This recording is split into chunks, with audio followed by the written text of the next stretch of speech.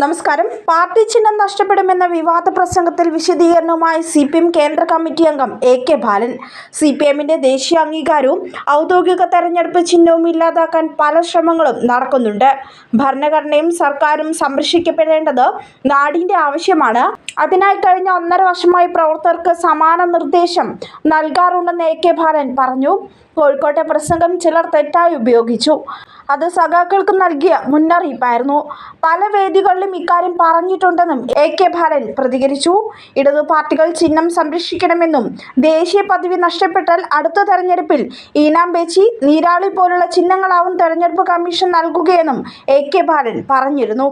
മുസ്ലിം ന്യൂനപക്ഷങ്ങൾക്കെതിരായ പ്രധാനമന്ത്രി നരേന്ദ്രമോദിയുടെ പ്രസംഗം വർഗീയ കലാപത്തിന് തിരികൊളുത്താനുള്ള ശ്രമത്തിന്റെ ഭാഗമാണെന്നും AK ബാലൻ പറഞ്ഞു. തെരഞ്ഞെടുപ്പിൽ കൃത്രിമത്വം കാണിക്കാനുള്ള എല്ലാ ശ്രമങ്ങളും BJP നടത്തും.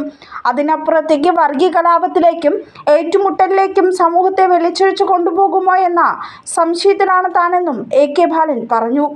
കടന്നുകയറ്റക്കാർക്കും കൂടുതൽ കുട്ടികളുള്ളവർക്കും നിങ്ങളുടെ സ്വത്ത് നൽകുന്നത് അംഗീകരിക്കാനാവുമോ എന്ന വിവാദ പരാമർശത്തിൽ പ്രതികരിക്കുകയായിരുന്നു AK ബാലൻ. പാലക്കാട്, ആലത്തൂർ മണ്ഡലങ്ങളിൽ LDFന് വിജയം ഉറപ്പാണെന്നും AK ബാലൻ കൂട്ടിച്ചേർത്തു.